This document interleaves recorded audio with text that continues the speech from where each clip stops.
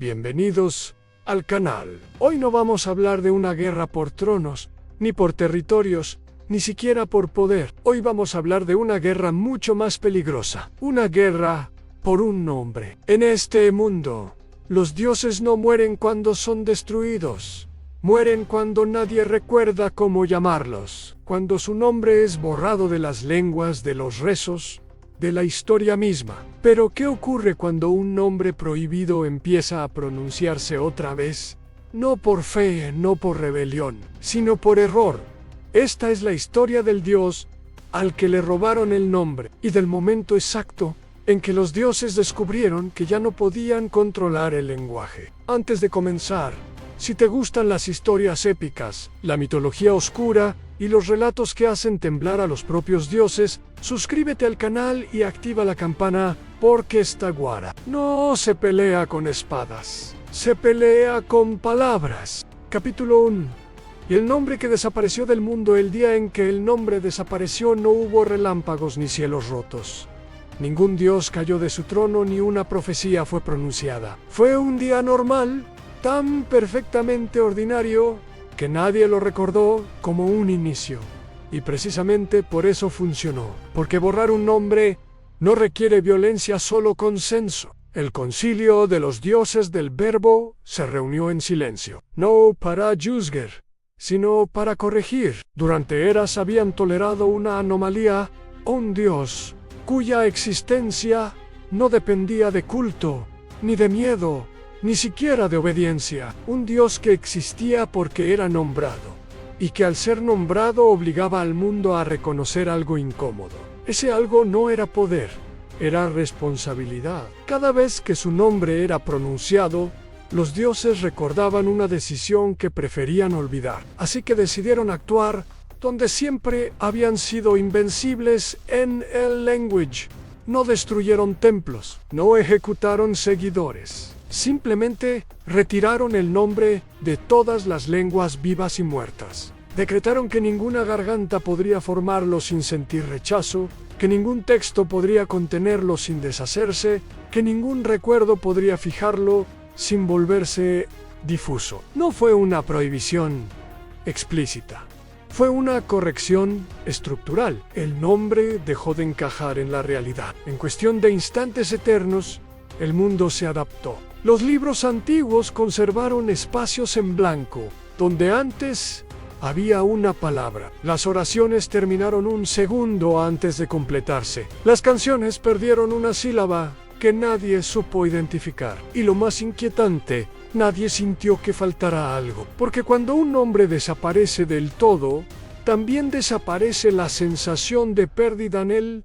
Dios no murió, simplemente dejó de ser localizable. Los dioses celebraron en silencio, no como una victoria, sino como un mantenimiento exitoso del orden. Habían eliminado una variable peligrosa, sin derramar una gota de esencia divina. El mundo siguió funcionando. Las guerras continuaron. Los nacimientos y las muertes mantuvieron su ritmo. Todo parecía demostrar que aquel dios nunca había sido necesario. Pero el lenguaje no es una herramienta pasiva, es un organismo. Con el paso del tiempo, comenzaron a aparecer grietas, no en los cielos ni en la tierra, sino en las conversaciones más simples. Personas comunes se detenían a mitad de una frase sin saber por qué. Niños inventaban palabras que los adultos no podían repetir. En algunos dialectos aislados surgió un sonido extraño, una combinación de fonemas que no significaba nada, pero que provocaba silencio inmediato cuando era escuchada. No era el nombre, pero se parecía demasiado. La corista, diosa del lenguaje, fue la primera en sentir el error. Cada palabra pronunciada pasaba por ella, y sin embargo, había algo que escapaba a su control. Una resonancia vacía, como si el lenguaje intentara recordar una forma que ya no podía sostener. Comprendió entonces lo que habían hecho realmente. No habían destruido al dios.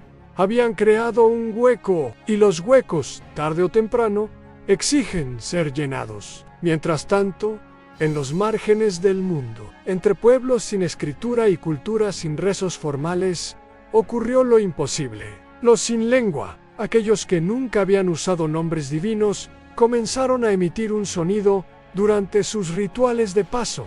No sabían qué significaba, no lo asociaban a ningún ser, pero cada vez que lo pronunciaban, algo en el mundo se estabilizaba. Las tormentas se calmaban, los conflictos se detenían por un instante. No era un milagro, era coherencia.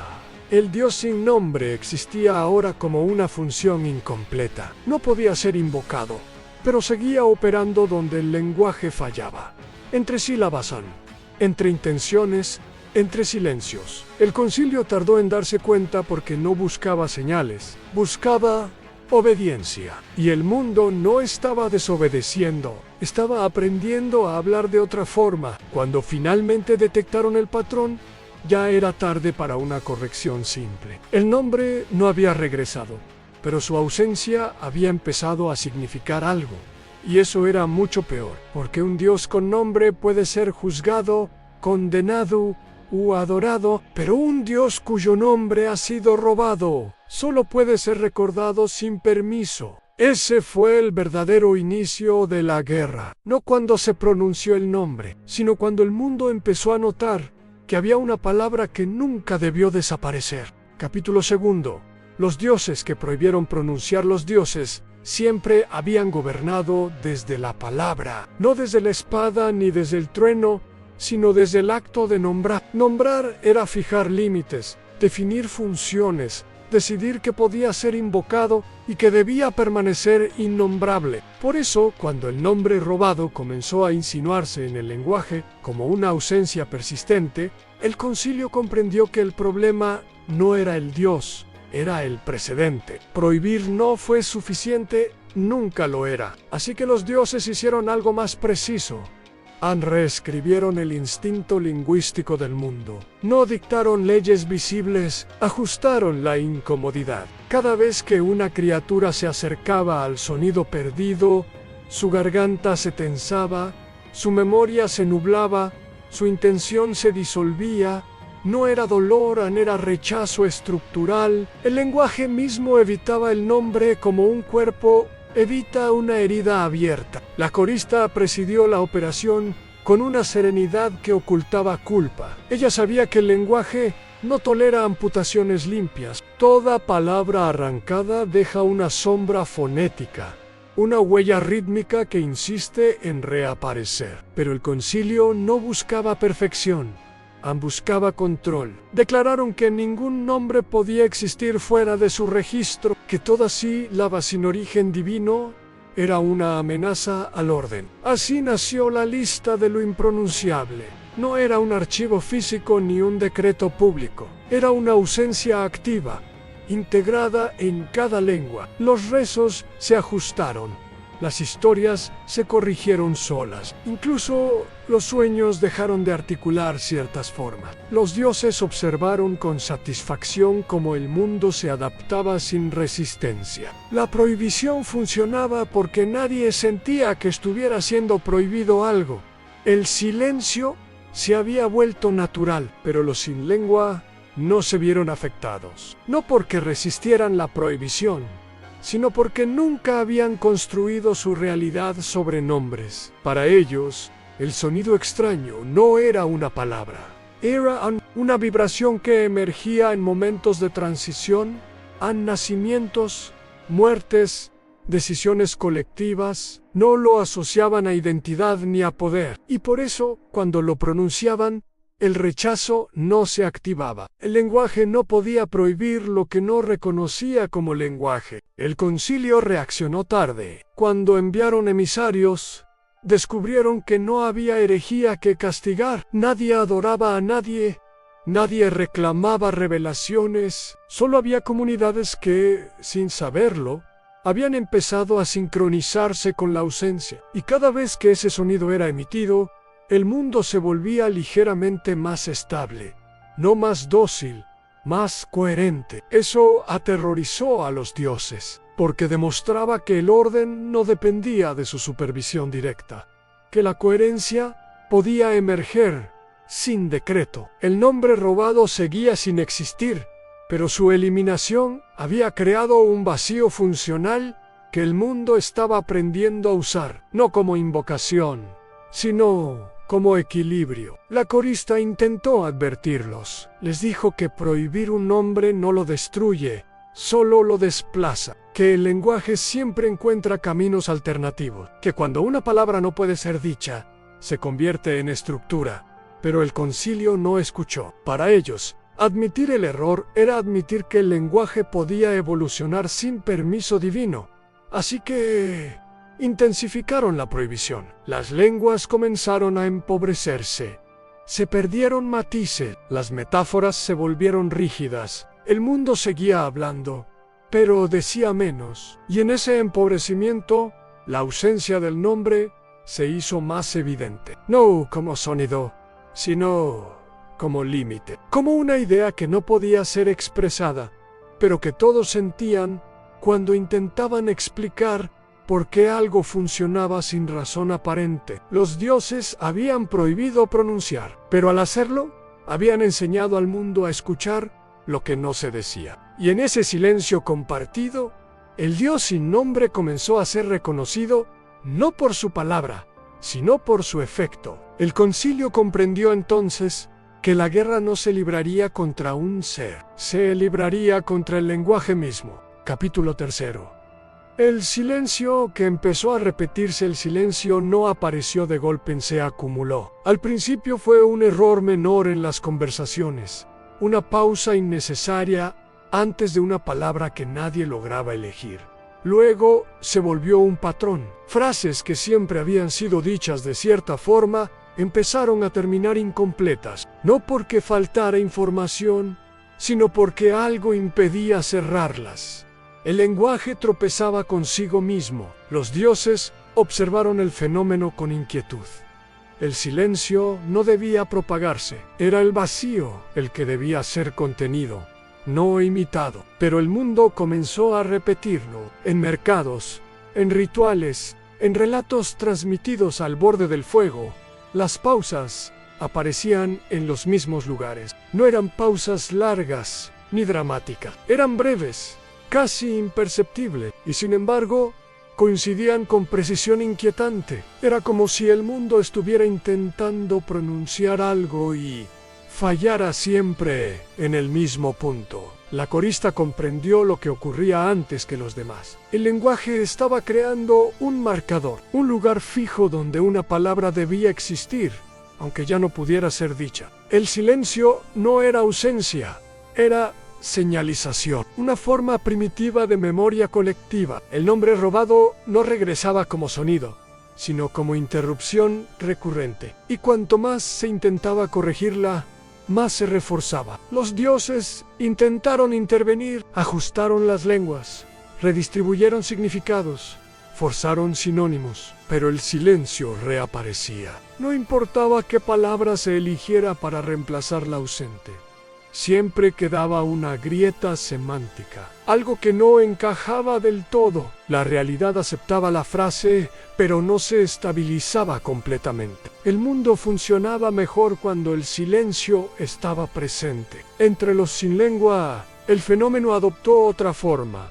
No tenían frases incompletas, tenían repeticiones. Durante sus ceremonias, un gesto se realizaba 2 veces sin razón aparente. Un paso se daba, se retrocedía y se volvía a dar.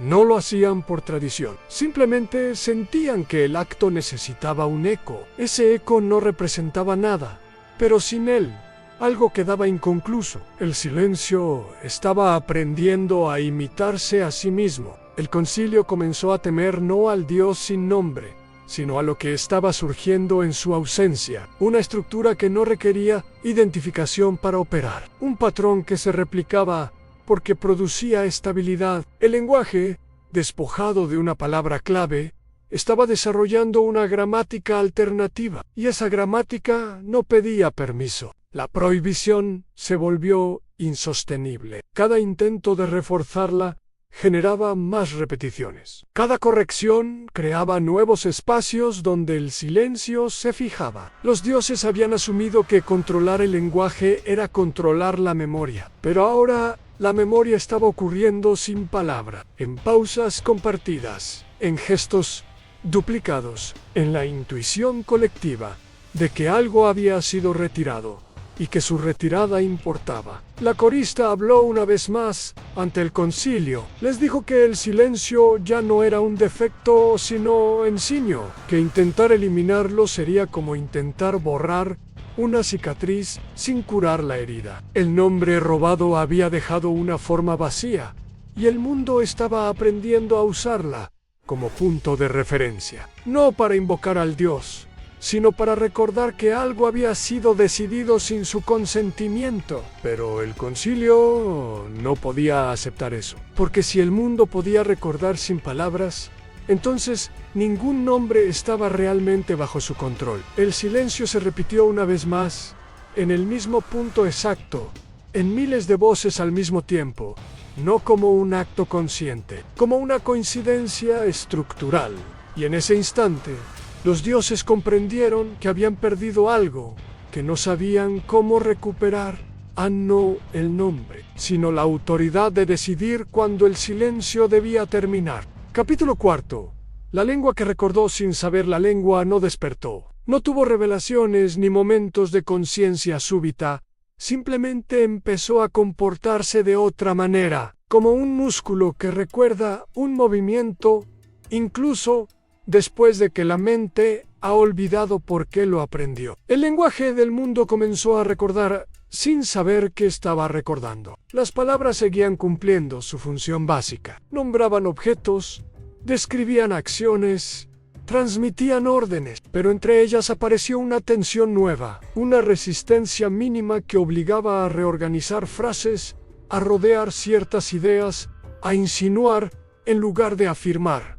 No era censura, era adaptación. El lenguaje estaba compensando una pérdida que no podía identificar. En algunas regiones surgieron expresiones extrañas, giros innecesarios, construcciones demasiado largas para ideas simples. Nadie las cuestionó, funcionaban mejor. Permitían decir cosas que antes eran directas, pero que ahora parecían exigir cuidado. La lengua estaba desarrollando rodeos para evitar un centro ausente. Why? Esos rodeos, sin que nadie lo notara, conservaban la forma de lo que faltaba. Los dioses observaron con desconcierto. Habían diseñado las lenguas para ser precisas, jerárquicas, dependientes de nombres claros, pero ahora el lenguaje se volvía ambiguo, sin perder eficacia. Decía menos, y sin embargo, sostenía más. La comunicación no colapsaba, se volvía densa, cargada de significados implícitos. El nombre robado no regresaba, pero su ausencia estaba siendo integrada como referencia silenciosa. La corista comprendió entonces la profundidad del error. El lenguaje no necesita saber para recordar, solo necesita repetirse el tiempo suficiente alrededor de una ausencia. Cada rodeo, cada metáfora excesiva, cada pausa innecesaria estaba delineando el contorno del nombre perdido. No como sonido, sino como estructura. El dios sin nombre estaba siendo recordado no por invocación, sino por forma. Entre los sin lengua, el fenómeno alcanzó una claridad inquietante. Comenzaron a usar el mismo gesto para situaciones distintas que compartían una misma carga emocional. No lo definían, no lo explicaban, pero todos lo entendían. El gesto no nombraba nada, y aún así unificaba la experiencia. Era un lenguaje sin palabras que para Dishikemen conservaba una memoria común. Eso alarmó al concilio más que cualquier herejía, porque demostraba que la memoria podía existir sin semántica divina, que el mundo podía recordar sin necesitar que algo fuera oficialmente dicho. El lenguaje, liberado de un nombre central, estaba aprendiendo a sostener significados distribuidos. No había un punto único de control. No había un término que pudiera ser eliminado para colapsar todo el sistema. Los dioses intentaron intervenir una vez más.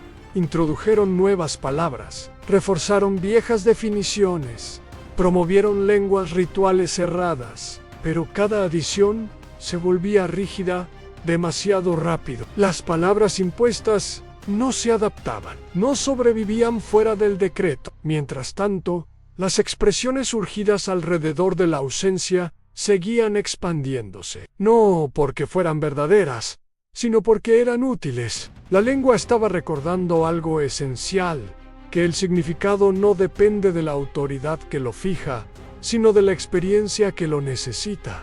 El nombre robado ya no era imprescindible. Su función había sido absorbida, y en ese proceso, el Dios sin nombre se volvía más peligroso que nunca, no porque pudiera ser invocado, sino porque ya no hacía falta hacerlo. Cuando el concilio finalmente aceptó que el lenguaje había cambiado de forma irreversible, comprendió que la guerra no podía ganarse prohibiendo ni corrigiendo. La lengua había aprendido a recordar sin saber, y aquello que es recordado sin conciencia es casi imposible de erradicar, porque no puede ser señalado, no puede ser acusado, y no puede ser silenciado sin destruir todo lo demás. Capítulo V. El primer rezo sin destinatario. El primer rezo no fue pronunciado en un templo ni dirigido al cielo. No tuvo palabras sagradas ni gestos prescritos. Ocurrió en una casa común, en una noche sin presagios. Cuando alguien pidió ayuda sin saber a quién debía pedírsela, no fue un acto de fe, fue una necesidad sin dirección. La persona no nombró a ningún dios, no recordó ninguna fórmula aprendida y simplemente habló. Y en ese hablar sin destinatario, algo cambió en la estructura misma del mundo. No hubo respuesta inmediata, ni señal visible, pero el rezo se sostuvo. No cayó al vacío, permaneció, como si la realidad hubiera decidido escucharlo sin requerir identificación previa. Ese fue el momento exacto en que los dioses perdieron la exclusividad de la plegaria. Hasta entonces, rezar había sido un contrato implícito. Se pronunciaba un nombre, se aceptaba una jerarquía, se esperaba una intervención. Pero el rezo sin destinatario no ofrecía obediencia, ni prometía devoción, no establecía relación de poder, era una expresión pura de vulnerabilidad. Y el mundo, sorprendentemente, supo qué hacer con ella. No concedió milagros, concedió continuidad. La situación que había motivado el rezo no se resolvió de forma extraordinaria. No hubo curación instantánea ni castigo divino. Pero las circunstancias comenzaron a alinearse de manera coherente. Personas llegaron en el momento justo. Decisiones aparentemente menores evitaron una catástrofe. No fue destino. Few adjusti. Como si la realidad hubiera aceptado la petición no por quien la hacía, sino por el hecho de haber sido hecha. Los dioses sintieron la perturbación casi de inmediato, no como una amenaza directa, sino como una anomalía funcional. Un rezo había ocurrido fuera del sistema y había producido efecto sin pasar por ningún canal divino. El concilio se reunió con urgencia.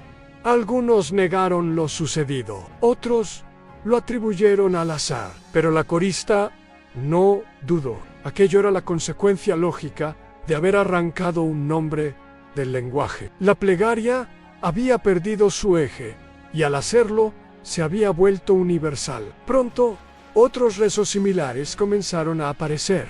No se difundieron como doctrina, surgieron de forma espontánea. Personas que, al no saber a quién dirigirse, hablaban igual a no pedían favores. Pedían que las cosas no se rompieran más, que lo que aún podía sostenerse, se sostuviera. El mundo respondió no con poder, sino con estabilidad. El no nacido no se manifestó, no reclamó esos rezos, no los absorbió como culto, pero su ausencia los hacía posibles, porque sin un nombre que monopolizara la escucha, la realidad misma se convertía en interlocutora.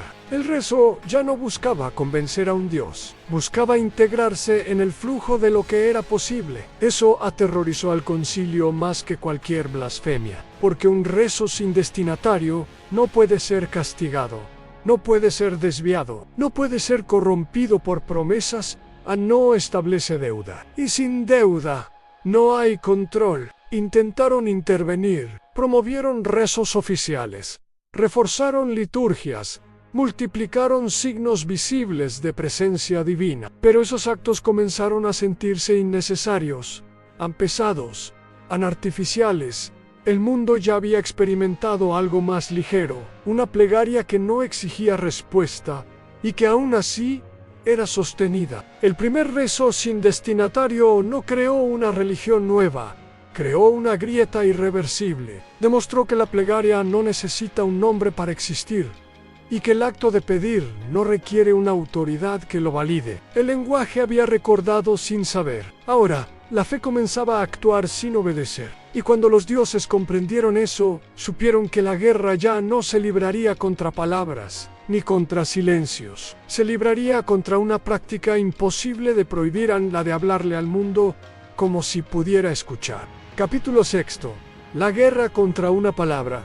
La guerra no comenzó con ejércitos ni con cielos en llamas. Comenzó con edictos discretos, con correcciones mínimas en los márgenes del lenguaje.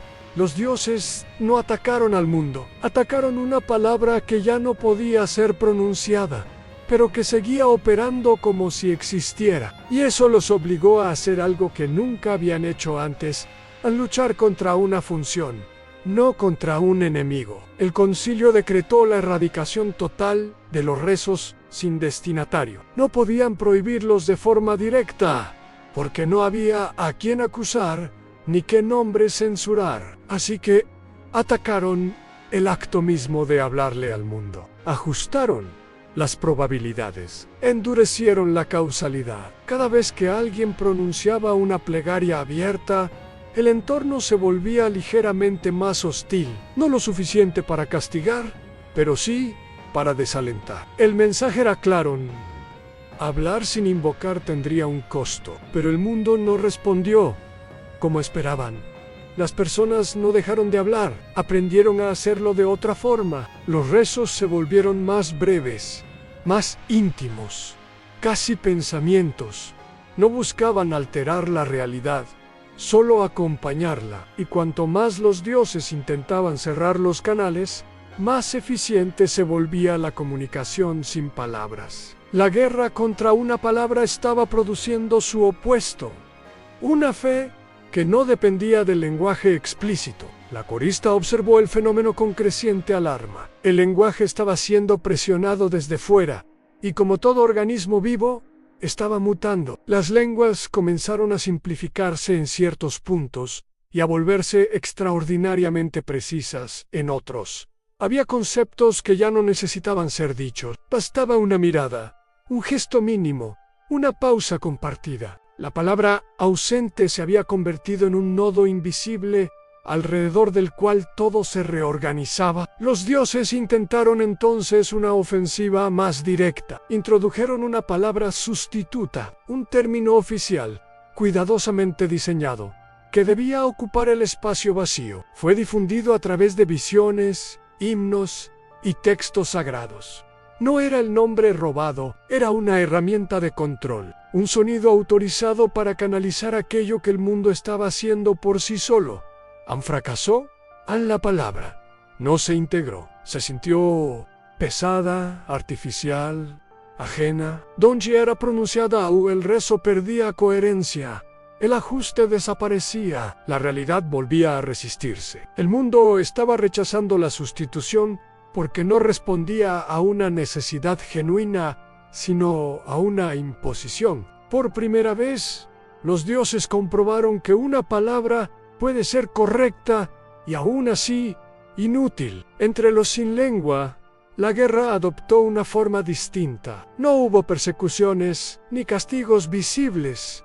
Hubo interrupciones. Cada vez que emitían el sonido sin significado durante sus rituales, los dioses alteraban el entorno para romper la sincronía, pero el grupo siempre encontraba la manera de recomponerse.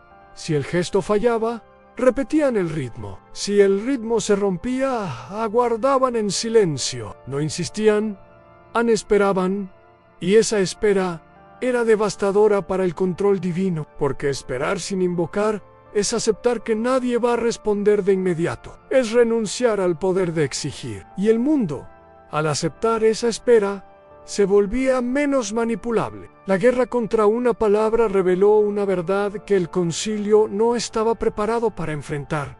El lenguaje no puede ser dominado cuando deja de servir como contrato de obediencia. El nombre robado ya no era el centro del conflicto. El conflicto era que el mundo había aprendido a operar sin centro, a comunicarse sin intermediarios, a sostener sentidos sin autoridad. Los dioses seguían siendo poderosos, pero su poder empezaba a no ser relevante en los lugares donde más importaba. Cada intento de imponer una palabra producía más silencio funcional. Cada castigo generaba más adaptación. La guerra avanzaba, pero no en líneas visibles. Avanzaba en la pérdida progresiva de eficacia divina. Y entonces, por primera vez desde que el nombre fue robado, el concilio comprendió algo con absoluta claridad.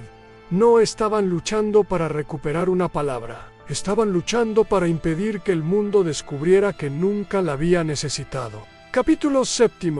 El Dios que existía entre sílabas. No hubo un día de nacimiento para aquel Dios. No existió un rito inaugural, ni un altar primero, ni una palabra exacta que lo llamara al mundo. Si debía señalarse un origen, fue el instante en que los mortales comenzaron a dejar frases sin terminar. No silencio pleno, sino interrupción. No negación, sino suspensión. Cuando una oración se detenía antes del acento final, algo quedaba vibrando en el aire, y en esa vibración empezó a existir.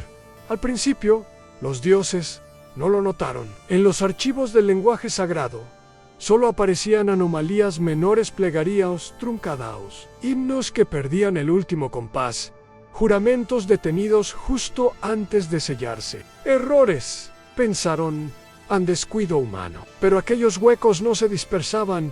Sei, accumio leben, formaban una estructura invisible, como un ritmo sin melodía. El Dios no habitaba en las palabras pronunciadas, sino en el espacio entre ellas. No era lo dicho ni lo prohibido, sino lo que quedaba cuando el lenguaje no lograba cerrarse sobre sí mismo. Existía cuando alguien decía, sí tan solo, cuando una voz susurraba yo creo que, y se detenía. Millones de frases incompletas se superponían, y en esa superposición nació una presencia que no necesitaba nombre. La corista fue la primera en percibirlo, no con el oído, sino con el cuerpo. Los coros comenzaron a desafinar sin estar mal. Todas las voces entraban en el tiempo correcto, pero algo no encajaba. Un centro rítmico nuevo se imponía, uno que no figuraba en ninguna partitura. Al analizarlo, la corista comprendió que no se trataba de error, sino de una tercera cadencia, invisible y constante. El consejo lo llamó el Dios entre sílabas. No era un nombre verdadero, sino una descripción, y eso lo hacía peligroso. No pedía culto, no respondía a plegarias, pero cada vez que una frase quedaba suspendida, el mundo se reajustaba levemente. Una lluvia llegaba más tarde. Una decisión se postergaba lo suficiente para cambiar su consecuencia. Solo desviaciones mínimas, demasiado precisas para ser azar. Los dioses no podían medir su poder porque no actuaba, simplemente estaba, y su mera existencia alteraba las cadenas causales más delicadas. No era fuerza, era condición. Algo que el sistema no había previsto. El pánico llegó cuando comprendieron que no podían atacarlo. No tenía forma. No podía ser prohibido, porque no era dicho. No podía ser destruido, porque no tenía nombre completo. Todo su orden dependía de la nominación, del rito, de la invocación correcta. Y aquel Dios vivía exactamente donde el lenguaje fallaba. Algunos propusieron una solución extrema: obligar a los mortales a completar sus frases. El mundo necesitaba determinación. Nada de dudas, nada de interrupciones. Y así comenzó la presión. Las frases incompletas incomodaban. La vacilación se volvió sospechosa. El silencio intermedio fue señalado como debilidad, pero cuanto más se forzaba la conclusión, más densos se volvían los espacios no dichos. Cada pausa adquiría peso, cada frase truncada se convertía en un acto de resistencia, y con cada una, el dios entre sílabas se hacía más real. La corista lo entendió demasiado tarde. Aquel dios no había nacido por accidente, era el resultado inevitable de un lenguaje convertido en arma. Cuando las palabras dejaron de ser puente y se volvieron mandato, el espacio entre ellas se transformó en refugio, y todo refugio con el tiempo aprende a sostener libertad. Una libertad que no necesitaba ser pronunciada para existir. Capítulo 8. El nombre que nunca terminó de decirse. El problema no fue que aquel dios careciera de nombre. El verdadero peligro era que tenía uno, pero nadie lograba llevarlo hasta el final. Cada intento de pronunciarlo se detenía en el mismo punto, como si la realidad rechazara el cierre. No por censura, no por castigo, sino por imposibilidad. El último sonido nunca encontraba lugar donde apoyarse. En los archivos del consejo, el nombre aparecía registrado de forma incompleta. No con letras faltantes, sino con interrupciones, markers de símbolos que indicaban respiración detenida. Los escribas divinos, entrenados para fijar lo inmutable, confesaron algo inaudito. Cuando intentaban escribir el final, la tinta se espesaba, el pulso fallaba, y la línea se quebraba antes de concluir. El nombre no se negaba a existir, se negaba a cerrarse. Los dioses antiguos comprendieron lo que eso significaba. Todo lo que poseía un nombre completo podía ser convocado, delimitado, forzado a ocupar un lugar dentro del orden. Pero aquello cuyo nombre quedaba suspendido escapaba a toda arquitectura. No podía ser invocado ni desterrado, no porque fuera poderoso, sino porque no estaba terminado. El consejo decidió que el nombre debía completarse, no por curiosidad, sino por supervivencia. Mientras existiera algo que no pudiera ser llamado del todo, el lenguaje divino dejaba de ser absoluto. Y sin lenguaje absoluto, la ley comenzaba a resquebrajarse. La corista fue convocada de nuevo, no como intérprete, sino como instrumento. Si alguien podía conducir una vibración hasta su conclusión, era ella. No debía comprender el nombre, solo sostenerlo el tiempo suficiente para que el último sonido emergiera. El ritual no incluyó plegarias, incluyó respiración, ritmo cardíaco sincronizado, un intento de crear un entorno donde incluso lo incompleto se viera obligado a resolverse. Cuando la corista comenzó, el primer tramo del nombre fluyó con normalidad. No era hermoso, ni terrible, era funcional, un sonido que encajaba en la lógica del mundo. El segundo tramo, sin embargo, empezó a deslizarse. No desafinaba, pero tampoco se afirmaba. Era un sonido en tránsito, incapaz de decidir qué ser. Al acercarse al final, algo ocurrió. No una explosión ni una raptura, una duda. El tiempo mismo pareció demorarse, como si el universo necesitara verificar si aquel cierre era necesario. Los dioses sintieron una incomodidad profunda por primera vez. La realidad no obedecía por reflejo. La corista percibió entonces la resistencia real. No provenía del dios entre sílabas, provenía del mundo. Completar ese nombre significaba eliminar la pausa, obligar a todo a definirse, cancelar el derecho a no concluir. El último sonido no era una nota, era una sentencia. El consejo ordenó continuar. La corista intentó forzar el cierre. En ese instante, las consecuencias se manifestaron, no como castigo, sino como desalineación. Un dios olvidó por un segundo que dominio gobernaba. Otro recordó un origen distinto al registrado.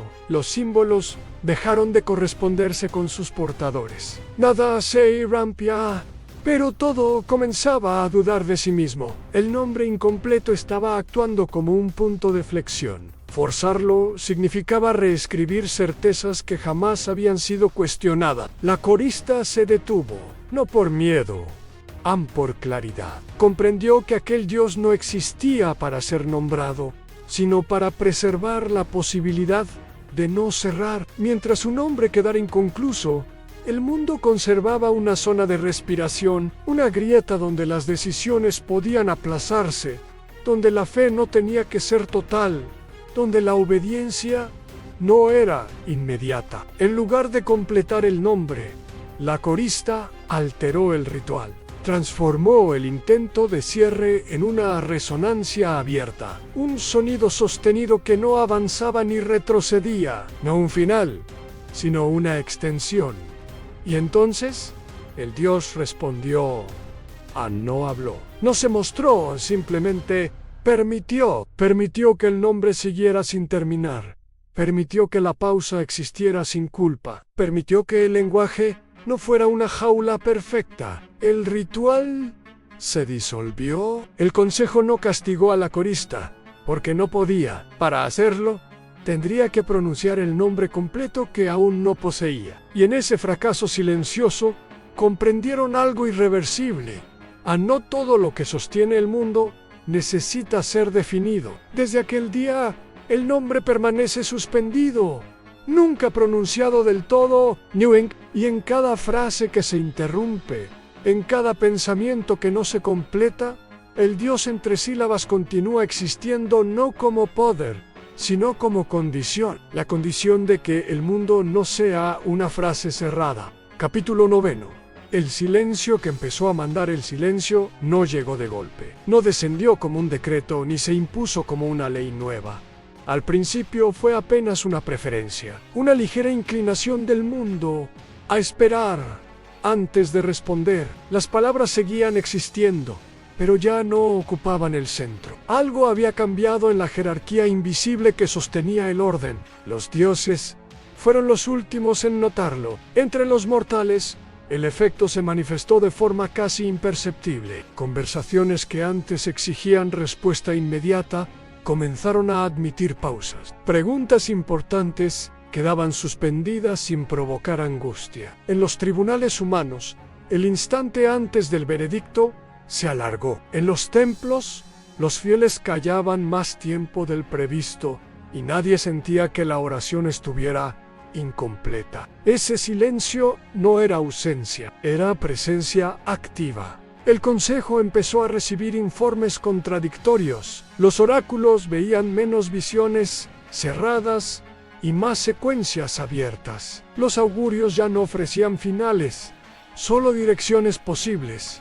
Los dioses de la palabra perdían precisión. Los dioses del destino detectaban algo aún más alarmante. Las líneas del porvenir no se rompían, pero dejaban de converger. No había caos. Había Magen. El silencio comenzó a ocupar el lugar que antes pertenecía a la orden directa. Donde una palabra divina solía producir obediencia inmediata, ahora aparecía un intervalo. Breve, casi respetuoso, pero suficiente para que la voluntad mortal se interpusiera. No para rebelarse, sino para decidir. Ese fue el verdadero problema, porque el sistema divino nunca se había basado solo en el poder, sino en la velocidad, mandato, respuesta, resultado. El silencio introdujo fricción, y con fricción apareció algo que los dioses no habían previsto en responsabilidad. El Dios entre sílabas no habló, no hizo falta. Su influencia se manifestaba en cada pausa aceptada, en cada frase que nadie apresuraba a cerrar. El mundo estaba aprendiendo que no todo requería resolución inmediata, y ese aprendizaje era irreversible. Algunos dioses intentaron recuperar control intensificando su verbo. Decretos más largos, leyes más detalladas, profecías más explícitas, pero cuanto más saturaban el lenguaje, más pesado se volvía. Las palabras empezaron a perder autoridad, no porque fueran falsas, sino porque ya no eran las únicas opciones. El silencio, en cambio, no competía, no imponía, simplemente estaba ahí, disponible, y en esa disponibilidad se convirtió en mando. La corista observó el cambio con una mezcla de asombro y temor. En los grandes coros, las pausas comenzaron a ser tan importantes como las notas. Algunos directores intentaron eliminarlas, pero el resultado era artificial, tenso, casi violento. El público lo percibía. Algo esencial faltaba cuando no había espacio para respirar. Los dioses del orden empezaron a discutir entre ellos. ¿Cómo se legisla el silencio? ¿Cómo se castiga una pausa? ¿Cómo se corrige algo que no actúa, sino que permite? No encontraron respuesta. Por primera vez desde el origen, una fuerza gobernaba sin emitir órdenes. El silencio no decía, haz, decía, puedes no hacerlo todavía. Y ese todavía abrió una grieta más profunda que cualquier rebelión abierta. El Consejo comprendió entonces que no estaban ante un enemigo, sino ante un cambio de régimen ontológico. El poder ya no residía exclusivamente en quien hablaba primero, sino en quien aceptaba no hablar. El mando había dejado de ser un acto y se había convertido en una condición. Y lo más inquietante era esto: el silencio no podía ser destruido sin destruir también el lenguaje que los dioses necesitaban para existir. Así, sin proclamación ni batalla, el silencio empezó a mandar. No como tirano, sino como posibilidad constante. Y en esa posibilidad, los dioses sintieron por primera vez algo parecido a lo que los mortales siempre habían conocido en Ser. Capítulo X.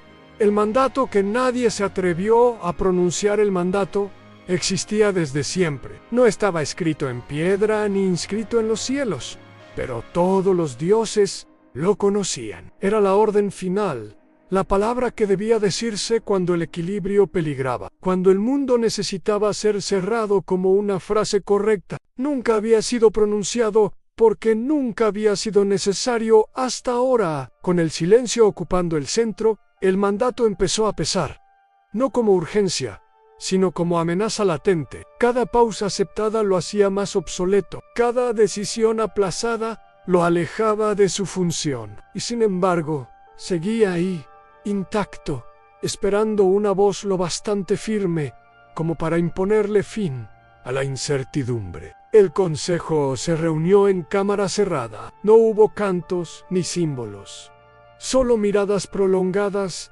y respiraciones medidas. Sabían que si el mandato se pronunciaba, el silencio perdería autoridad. El mundo volvería a obedecer por reflejo. Las dudas serían selladas, las pausas eliminadas, pero también sabían el costo. Una vez dicho, el mandato no podría retirarse. El lenguaje volvería a ser absoluto, y con él, la culpa. A ningún dios quiso asumirla. Pronunciar el mandato significaba declarar que la pausa era un error, que la indecisión era una falla, que la libertad de no cerrar debía ser corregida. No era una orden contra el dios entre sílabas, sino contra todo lo que había nacido gracias a él, contra la posibilidad misma de elegir sin prisa. Algunos dioses menores ofrecieron su voz. Fueron detenidos. No bastaba con hablar. El mandato exigía autoridad plena, una voz que el mundo reconociera sin vacilación, una voz incapaz de dudar. Y esa cualidad para Deshikament ya no pertenecía a ninguno de ellos. La corista fue llamada una última vez, no para cantar, sino para evaluar. Su juicio no era ley, pero su sensibilidad se había convertido en medida. Cuando escuchó el mandato en su forma latente, comprendió algo que los dioses no querían admitir. En el mandato seguía siendo perfecto, pero el mundo ya no lo era, o quizá nunca lo había sido. Pronunciarlo no restauraría el orden, lo simplificaría, borraría capas enteras de experiencia que ahora existían gracias al silencio. Haría el mundo más estable, sí, pero también más estrecho. El consejo vaciló, y en esa vacilación, el mandato perdió algo esencial en inevitabilidad. Ya no era el final garantizado, sino una opción extrema, una entre varias. El solo hecho de considerarlo sin ejecutarlo lo debilitó. El dios entre sílabas no intervino. No necesitaba hacerlo. Cada segundo que el mandato permanecía sin voz lo convertía en una reliquia viva, poderosa, pero desalineada con el presente. El silencio no había vencido por fuerza, sino por demora. Al final, el consejo decidió no decidir. No por consenso, sino por agotamiento. El mandato quedó guardado intacto, sin ser pronunciado. Y en ese acto de contención, el mundo avanzó un paso más hacia un territorio sin precedentes. Un lugar donde incluso las órdenes finales podían quedar en suspenso. El silencio no celebró, simplemente permaneció. Y al hacerlo, dejó claro algo que los dioses no podían ignorar mientras existiera la posibilidad de no decir la última palabra. El control absoluto ya no sería posible. Capítulo 11. El mundo que aprendió a no responder el cambio no fue ruidoso. No hubo rebelión abierta, ni ruptura visible. El mundo simplemente aprendió a no responder de inmediato. Donde antes una orden divina encontraba eco instantáneo, ahora surgía un intervalo, breve, casi imperceptible, pero real. Ese lapso bastaba para que la respuesta dejara de ser reflejo y se convirtiera en elección. Los dioses lo sintieron primero en los rituales. Las invocaciones seguían siendo correctas, las fórmulas exactas, los gestos precisos. Sin embargo, el efecto ya no era automático. A veces ocurrían, a veces no como castigo, sino como variación. El mundo parecía escuchar, considerar y solo entonces actuar. Oh no, los mortales se adaptaron con una naturalidad inquietante. Aprendieron a convivir con la espera, a aceptar que no toda pregunta exige contestación. En los templos, el silencio dejó de ser un vacío incómodo y se volvió parte del rito. En las asambleas, las decisiones importantes se aplazaban sin culpa. Nadie sentía que el sentido se perdiera por no cerrarlo todo. Para los dioses del mandato, aquello era una erosión lenta y devastadora. Su poder no se extinguía, pero dejaba de ser central. El mundo ya no giraba alrededor de la orden, sino alrededor de la posibilidad de no cumplirla aún. La autoridad se desplazaba del acto de hablar al acto de permitir. El consejo intentó medir el fenómeno. Descubrieron que la causalidad seguía funcionando, pero con holgura. Los efectos no desaparecían, se reordenaban. La historia ya no avanzaba como una línea recta, dictada desde lo alto, sino como una trama con bifurcaciones aceptadas. El futuro dejó de ser una respuesta correcta y pasó a ser una pregunta abierta. La corista observó el proceso con una calma tensa. En los coros, el público comenzaba a escuchar las pausas como si fueran notas. Algunos incluso preferían el instante antes de la resolución final. Ese momento en que todo podía suceder, pero aún no había sucedido.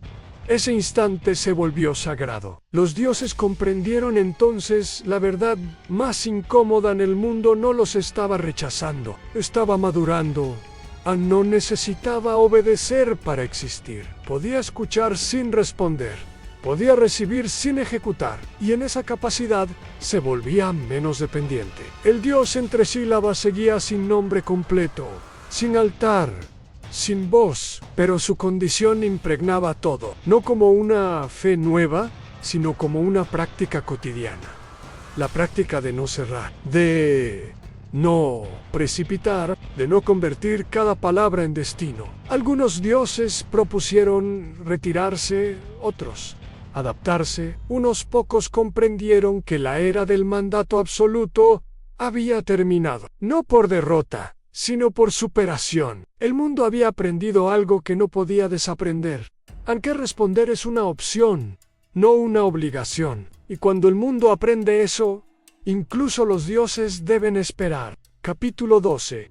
El final que nunca fue pronunciado. El final estaba preparado desde el origen. No como destino, sino como posibilidad prevista. Una cláusula última, reservada para el momento en que todo lo demás fallara. Los dioses siempre habían sabido que existía, aunque ninguno recordara cuándo fue escrito. No era una catástrofe ni una redención, sino una conclusión correcta, una forma de cerrar el mundo, como se cierra un argumento sin fisuras. Pero ese final dependía de una condición esencial: debía ser pronunciado. Durante eras, nadie dudó de que, llegado el momento, la voz adecuada emergería. Alguien hablaría, el mundo obedecería y todo encontraría su forma definitiva.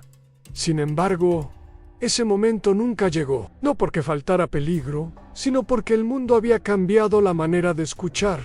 El silencio había enseñado otra lógica, una en la que cerrar no era obligatorio, una en la que el sentido podía permanecer abierto sin desmoronarse. Cuando el final estuvo al alcance, nadie sintió urgencia. No hubo pánico, solo una pregunta tácita. ¿Para qué? El consejo se reunió por última vez. No para decidir, sino para constatar. El mandato final seguía intacto. El nombre incompleto seguía suspendido. El dios entre sílabas seguía sin forma. Todo estaba listo para concluir. Y sin embargo, nada exigía ser concluido. Pronunciar el final habría significado negar todo lo aprendido. Convertir la pausa en error. Declarar que el mundo solo es válido cuando se define por completo. Los dioses comprendieron que hacerlo no restauraría el orden antiguo, sino que lo traicionaría. Por primera vez, eligieron no usar su última palabra. El mundo continuó no perfecto, no resuelto, pero vivo en su indeterminación. Los mortales siguieron hablando, callando, dejando frases a medias. Las decisiones siguieron postergándose. A veces para bien, a veces para mal. La historia dejó de avanzar hacia un cierre prometido y comenzó a expandirse en direcciones múltiples. El dios entre sílabas no ascendió ni descendió, no fue coronado ni destruido. Permaneció como lo que siempre había sido, a la condición que permite que algo no termine. No un gobernante, sino un espacio. Con el tiempo, incluso los dioses dejaron de buscar el final. Aprendieron a existir sin garantías absolutas, a convivir con un mundo que no necesitaba ser sellado para tener sentido. Y así, el final nunca fue pronunciado, no por incapacidad, sino porque por primera vez nadie lo necesitó. Lo que quedó cuando nadie cerró la historia mucho después de que el último mandato quedara sin voz. El mundo siguió moviéndose sin notar la ausencia de un final. No hubo colapso, no hubo salvación definitiva. Lo que hubo fue continuidad, una continuidad imperfecta, llena de pausas, errores, decisiones tardías y silencios necesarios. Los mortales no supieron nunca que habían vivido el umbral de un cierre. No sintieron que algo les fuera arrebatado. Al contrario, comenzaron a experimentar una forma nueva de responsabilidad. Ya no podían atribuirlo todo a una palabra superior. Si algo no ocurría, no era porque un dios lo hubiera prohibido, sino porque alguien eligió no responder todavía. Los dioses, por su parte, aprendieron una lección que no figuraba en ninguna escritura sagrada. Comprendieron que el poder absoluto depende de un mundo que escuche sin demora, y que cuando el mundo aprende a esperar, incluso la divinidad debe adaptarse o desaparecer lentamente en la irrelevancia. El dios entre sílabas nunca fue recordado como un dios. No tuvo templos ni relatos heroicos. No fue invocado en guerras ni en pactos. Su legado fue más sutil y por eso mismo más duradero. Dejó al mundo la posibilidad de no cerrarse sobre sí mismo, de no reducirlo todo a una conclusión correcta. Algunos dicen que en ciertos instantes, cuando una frase queda suspendida en el aire, cuando una decisión importante se retrasa sin miedo, cuando el silencio no incomoda sino que sostiene, ese Dios sigue ahí, no observando, no juzgando, simplemente permitiendo.